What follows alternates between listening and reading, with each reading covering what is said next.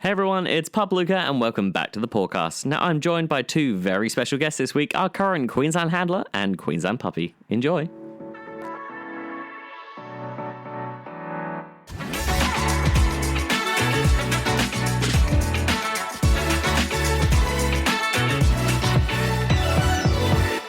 Welcome to the Paw'dcast, Katya and Billie. Hello and a woo, and I'm going to pass it to you.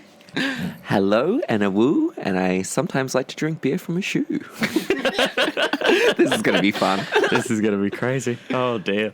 Two of you in the same room, this is... Right. Yep. And you can't see, but we're sharing a microphone right now, and it's a really fun time. Yeah. The last time we were this close, we made out in the smokers area while our husbands watched.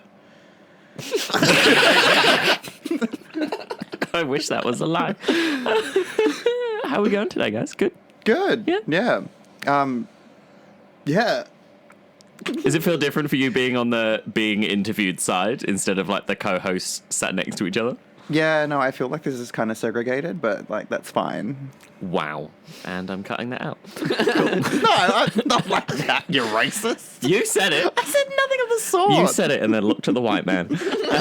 Where else am I going to look? Not at the host. The British are coming. The British are coming. Cover it. I love how off kilter this has gotten already. Yeah, we're not even a minute in. Oh dear. No, I thought this episode we'll do a bit of a catch up about your experience during QPHC this year. Obviously both of you competing for the first time in the competition as well. Yes. And taking up the titles. Oh my god, it feels like so long ago, but also it's been like a month. Yeah, about that. Just over. Yeah. No, yeah, just over a month. About 5 weeks. It's like time's gone so quick, but also it feels like it was last year already. Has it hit you yet that you want it? Yeah. It Yeah. took a while. It took a couple of days.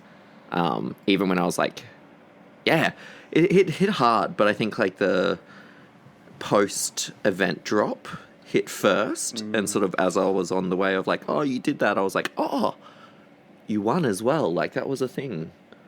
Yeah, it's a really weird balance kind of thing. Yeah, it took me a while to realize that I won that. I think it was like a week. And I was It like, took me a good few weeks for it to probably sink in. It wasn't until like the first mosh after that mine was like, oh, shit. Yeah. First little question for you is, what made you want to enter QPHC this year? Katya? oh my God, it's like the fucking interviews all over again. No, this is much more chill. Yeah, and I won't leave this room crying. Or will I? You won't be crying from sadness. It'll be joy. I might walk out with a little bit of a limp. I'm not that big. I pretty much like... I answered this in my speech as well, but I mainly entered this comp to kind of give my love back to QPA and show how much adoration I have for the PA, and kind of... It was more affirming for me, like entering this comp and then actually getting able to experience being a handler and being a pup. It was like, no, I lost the words. It's gone. Help. What was I on about? I'm getting your head. Like, Why you wanted to enter? Why I wanted to, and to give my love back to the community, and I also feel like this rowdy bunch of pups that are in the QPA needed a mother to put them in their place sometimes. So Fair, very fair. thought nobody else could do it except for me. Yeah, I'll give you that one. Definitely. Just got to do the look and the...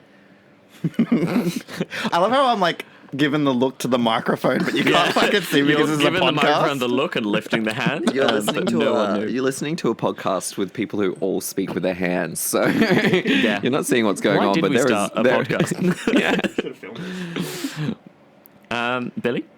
I entered this year because I definitely committed to it right after last year by saying I will do it, and then 12 You did months on stage in a microphone. Yep. I was lucky enough. I've been hosting all of the Queensland Pups and Handlers, which I didn't realise until I went to compete in them this year that I hosted the first one. Oh, I didn't realise you did all of them. I was like, when I first started hosting them 5 years ago, I was like, oh, like it was honestly so well done 5 years ago that I thought that had been going on for decades. Like I thought it was a really historical thing. And then, yeah, when I like did my research and looked back into it, I was like, oh, that one I hosted 5 years ago was the first one.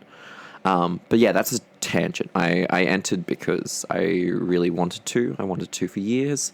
And I think it came at the right time too, because from the time of me saying I was going to enter 12 months before I did,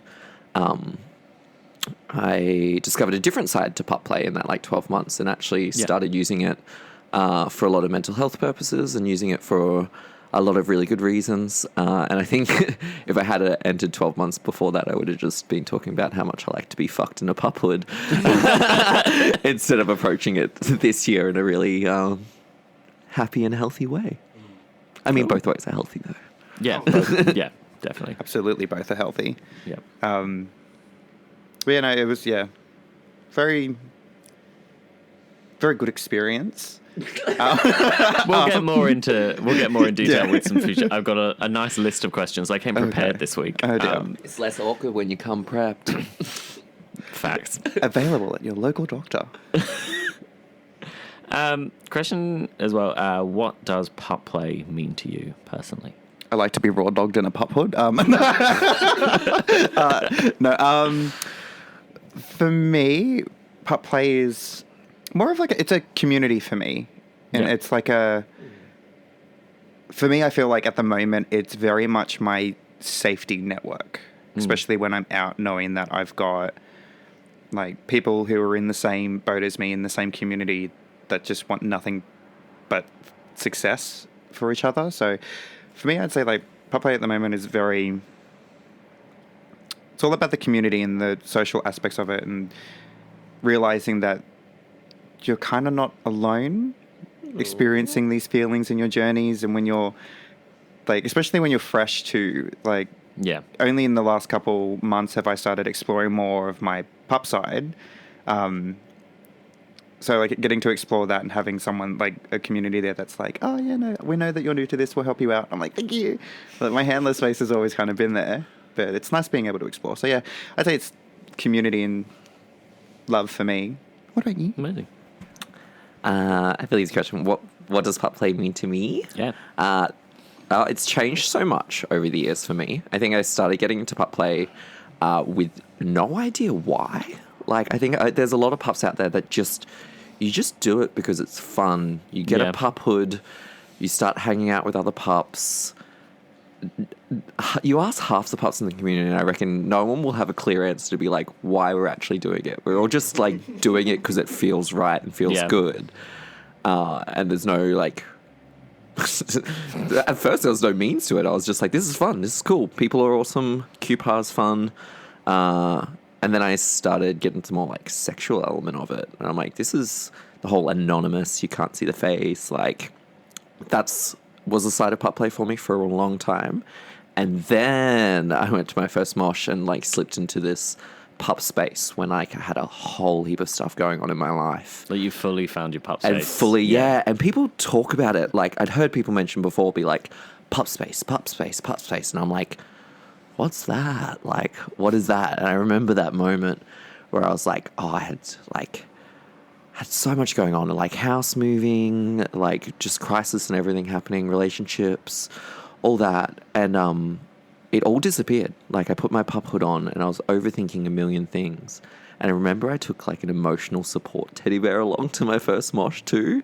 So I was like, and I'm not a person to do that. I'm like, I'm confident. I don't need this. But obviously that night I needed it. And after slipping into pup space for the first time and like it being a way to forget about real world problems, after that first time, it was really easy to slip back into that headspace whenever the hood goes on now. Like, it was really easy to be like, I want to feel like that again. So that's what I use Pup Play for now. Both very different points of view, but they both kind of answer the same way as well. Which, I mean, it is a very good point, though. Like, I was explaining it because I get a lot of inboxes and questions ever since we started the podcast about my experiences and everything. And I was explaining it to a group the other day that, from my perspective, I'm using Pup Play as a platonic. So, like, I'm a non-sexual pup. I like it more for the platonic relationships I can develop with it, but it's also a very good confidence builder for me. Yeah.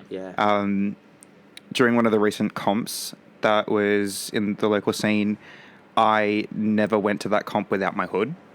And when I would put it on, I felt confident enough that I could talk to everybody and like have fun, and I felt safer in it than when I didn't have it on. So I'd say, yeah, confidence as well is a key thing for me in platonic. Yeah. Because both of you, as some people may not know, have dabbled in drag.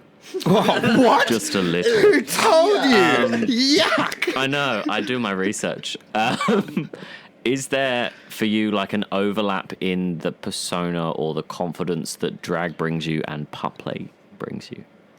Is there an overlap? Either an overlap, or would you, like some people say, it's the same thing? Such a good question, Right. Luca. Thank you. That That's a page turner. Because in a way, both are characters. They're different personas that you present. So are there ways that kind of, even just the confidence, like, in a way, drag gives you a confidence to do things, and so does putting a hood on or being a handler and that sort of thing? For me, I would say absolutely, but then absolutely not at the same time, that there's an overlap. Like, because I've got my two different spaces, my handler space and my pup space.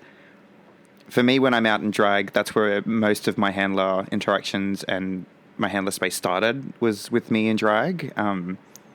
Because I felt like this dominant woman that just had the vibe and authority for some of the local boys. When it comes to my handler space and my drag confidence, they're two completely different things. My drag persona is very... she's a bit of a fuckwit, to be fair. But then when I'm in my handler... She's also very motherly. Yeah. Like, you're motherly in drag and you're motherly as a handler. Yeah. So I think as much as you don't see a crossover, I think a lot of people see. Yeah.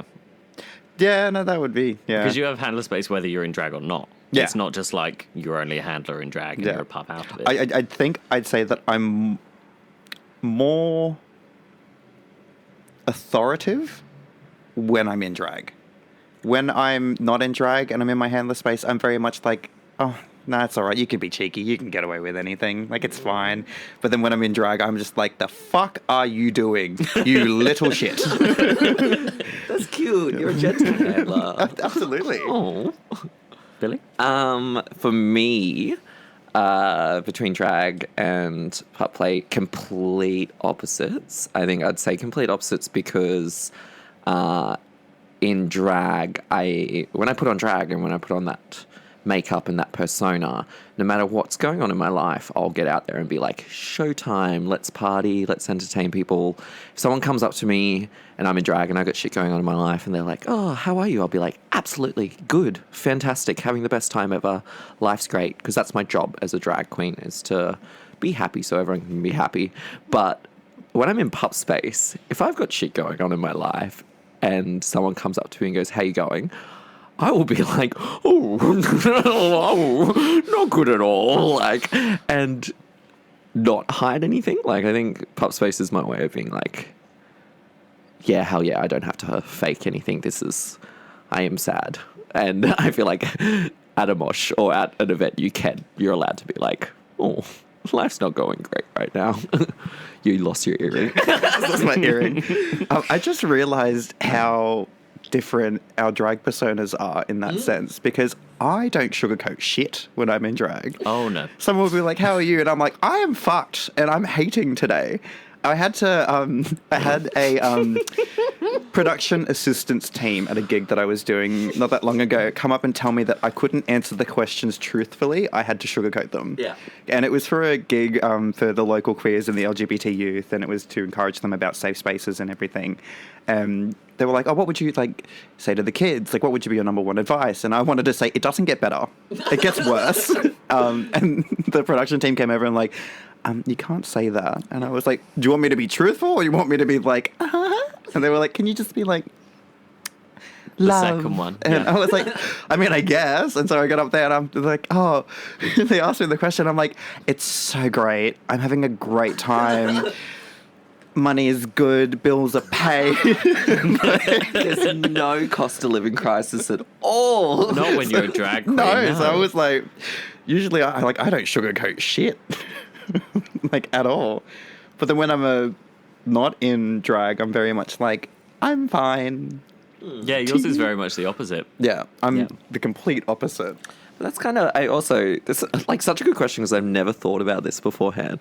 But it is a very like handler to pup thing as well, that like, I don't know, handlers need to take care of their health as well, but they're like, when you're in pup space, you're like, well, I can talk about anything. I can be my true self. If I've got something going on, I'm allowed to like ask for help. I'm allowed to seek out, where like handlers are always, I don't know, I find you as a handler, you're always like, let's make sure everyone else is okay and smile through it. Oh, Yeah. I just like to make sure everybody's having a good time. And I want to make sure everybody's safe. And like we did dinner and walkies the other day, and the amount of times that I stopped, turned around, did a head count. Yeah. And then I remember getting to the end of the walk where we got to like the Brisbane sign at South Bank, and I walked past you and I was like, oh, I forgot to tell you this. And you're just standing there going, 1, 2, 3, 4, 5. And like literally like school teacher mode on. Absolutely. I'm counting heads. I was like, no, Pup's at the back. No, eyes up here, Where's thanks. your buddy? Yeah, where's your buddy? No, I wanted to make sure that they were all safe. Like, there's something about it, like, when I'm out with pups, that the first thing I want to do is make sure that this is very much anxiety from Inside Out too, that I prepare for all the worst situations to happen when we go out. Not that they're going to happen, but I want to make sure that I have plans in place, ready to go. I did have to get held back at the dinner and walkies because I wanted to go up to that like car, and I was like, I said to Bailey, it was there was a car that drove past and was like doing the typical, like when people see pups there was out, a car like that drove past and did like, like barking or something. Yeah. And I was like, and lol. Bailey, our president, had to hold me back because like I started walking to the car and I was like, "You fucked with the wrong bitch today." And he was like, "No." I didn't even think they were heckling us. Like, a car drove past and barked, and I was like, "Oh, other pups!" Oh, like I was just barking back. This is me planning for the worst. Yeah. There's this time as well, walking through the city. Usually it happens later on in the evening, so there's not as many people around, or they're just adults. There was quite a lot of kids through the city this time.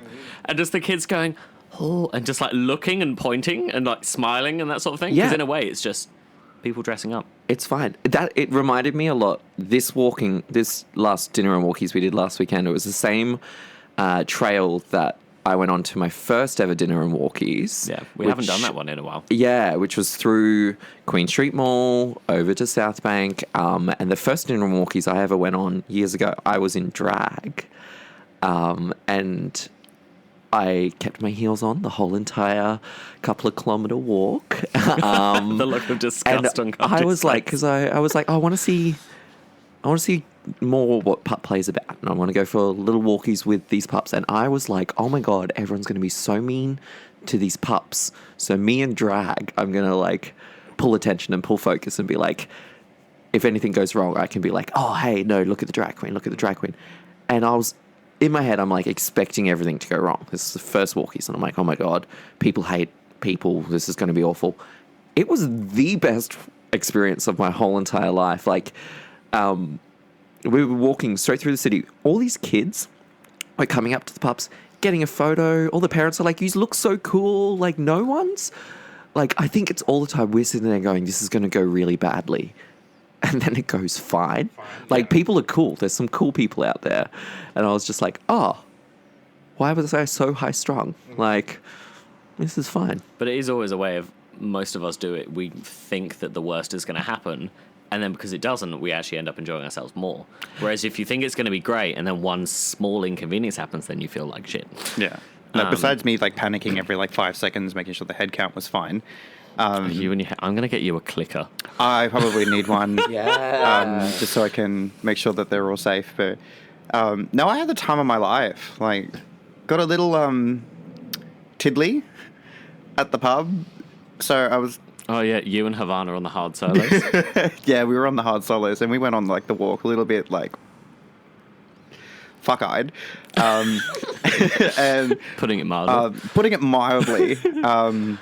But yeah, no, like we were when we were walking, and like when we got to like the end of it, it was like seeing how pretty it was down there with like the new France Tower that they've installed, and us like You mean doing the mini Eiffel Tower? What did I say? France Tower. The leaning tower of The leaning tower of France. I mean, there is a video somewhere, and I've got to get it off you, and I will put it on the podcast socials. Of you just walking up to the Eiffel Tower going, France! Oh, with the pups being France? Yeah. Yeah. Oh, that was good. No, I was like, it was a sign for me because I always say bonjour to like everything. You do. Every time I phone you, you always answer it, bonjour. Bonjour. And my new favorite saying is bonjour, je m'appelle Katya Lou-king, non-binaire. It's my new favorite thing to say.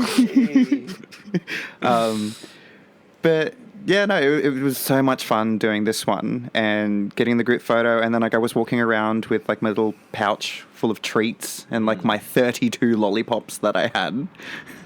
Which I need to stock up, by the way, when we go inside. Yeah, that's fine. I think Havana went to the arcade again, so you've got plenty of lollies to grab. We went on a massive tangent there. Do you have another question? Wait, we've got a few. I'm going to skip over some of the little ones and go straight for short and sweet. What's one highlight of QPHC this year for you, besides winning? My absolute favourite highlight of the whole comp was... other than Katya and I cooking breakfast for everyone on the day of the interviews and the talent round. Another favorite thing. It was when no, my favorite memory was it was like when the handlers were going first for their interviews, and all the pups started seeing how tense things were, and we started to be like, oh, we're actually here for a comp, holy moly, and everyone sort of at the same time you could feel the mood drop, and then we all just put our pup hoods on and played in the park and actually used pup play for what we all use it for. Like, and we went from like, oh no, like starting to freak out to holy moly, we're during the day with other pups getting to pup out in a playground. Awesome. Like, it was really fun. Yeah, between interviews, we could see you out the window and we were just watching all the pups like on the fucking seesaw on the swings and like... I couldn't socialise with either of you two, and I'm like, no, my friends are going to be social, and I've got to judge this shit. And like all 5 judges, we would just every now and then we just peer out the window and see all of you having fun, and we're like, we want to do that. Yeah. We were having the time of our lives out there. It looked great because we were out there before, because we cooked breakfast for everybody, and then we went out into the little park area, and we were just chatting and kind of hyping each other up for the interviews and for that night because that was the talent round night. But yeah, we all just started like bonding and swinging on the things. We took like heaps of selfies as well. And then this lady came over with a poodle. Yeah. And she was just like, can my poodle join? And I was like, that's absolutely. Really cool. But that poodle was so mad. That we were at its park. Like, that poodle was like, no, I normally play here. What is this? What is going on? But, what was the question? What's your highlight? My highlight. Short and sweet. I would say that would be my same. Like, my main highlight was us cooking in the kitchen. I thought your highlight is Clown White by Krylon.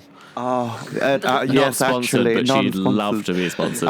Yes, if our PO box is below, if you want to post anything to us. We don't, but we should get one. No, we don't have a PO box, but just imagine it's there and send us some stuff because we would love that.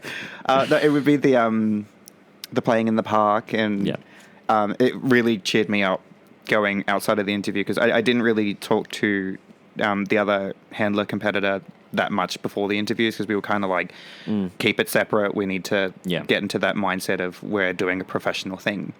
And it is in there once you do your interviews, you can't talk about. We can't talk about what we did. So like I went in there and I came out and I like immediately like burst into tears because it was such an intense thing. But then when I went out there and I saw all that, because there was like, I think a 40-minute break before the pups got interviewed. Yeah. That I was able to put my hood on, go out, and then that just immediately made me feel better. Just pupping out, playing on all the equipment. So that would be my highlight too. Like the interviews, like you're saying, they are intimidating, but they're not actually that scary questions. They just want to know your point of view of things. And like I've done it twice. Yeah. Through 2 different comps, and APHC was a lot more intimidating because you had 5 judges kind of in a U shape curved around you as like a little group. I went into this echoey hall in Perth in the middle of summer, and I had 7 judges sat at like a boardroom table in a long line opposite me, and I'm on a chair on its own in the middle of a room, and I'm like, That's kind of how we were. Like, we had the same thing. so the room was like triple the size, and there was a chair just in the middle of the I room. would rather that. That would I be less wouldn't. intimidating. Going into this tiny ass little room where you have to go through 2 doors with caution tape, and then you go into the room and That sit was just down, the whole- and then I there's don't know this why the tiny tape was little there. table with all the judges there. That is so close and intimate that you could like But feel that's each how we other. wanted it. That was more intimidating. Like, I would rather you stay all the way over there so that you can't see the tears rolling down my face. Like, talk to me from a distance. Yeah, I was like the opposite with the interviews, though. I saw everyone coming out of the interviews like crying, freaking out, and I'm like, oh my god! Like I started freaking out, being like, this is gonna be really emotional, really intense. They're gonna ask about like trauma and family history.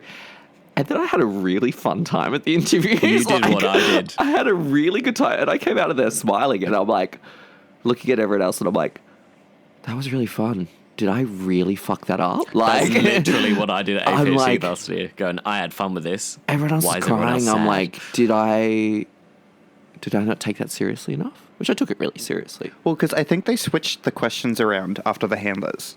That they moved the more fun question to the beginning. Where we I don't had the remember. more fun question, like what type of, like, so the handlers had what type of animal do you identify with? We had that question last, after all of the intense questions first. So, like, it kind of set off the mood to be intense, and you're answering a very strong... It was the order they were given to the... Yeah. They literally just followed a list. Yeah, so... But this is what I love is about pup comps is that the handlers go first because if anything needs to be corrected for the pups or flipped, you are the ones that have to deal with it. Well, the order for the comp was drawn randomly. Yeah. So Handlers, there was like... handlers always yeah. go first. It's always a rule. And for you and Twitch, when you did it, it was 2 ropes were in a bag, a pink and a blue. Yeah. Great choice in colours. Yeah. If I do say so much. Next one will be I had orange. no input on picking those. That just happened. Yeah, well, we'll pick the next year's one. But yeah, and then the pups, there were like 5 tennis balls in a bag, and you all got Yeah, to pick a tennis which was ball. so fun. And it was like they were just blank tennis balls. So what was it? And then the screen behind you changed, and all the balls. That was a really the cool way colours to do suddenly it. had I was like, numbers it was on. like a like outtake on a gender reveal party. Of like pups reaching into a ball pit and like picking out a ball and being like, it's a husky. Yeah. No, we had a lot of fun doing that. So that was really cute. Yeah. I sense another tangent come on. Yep. Luca, what have you got? So we don't have that much time left on this episode. So we're going to end with... Oh, I've got like so many questions left. We could do a part 2. We Do will you know just... what? I think we're going to have to do a part 2. So for now, I think we're going to end it there on a cliffhanger, and then join us in next week's episode for part 2 of the QPHC catch up with Billie and Katya.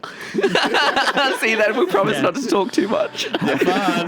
Bye. Bye.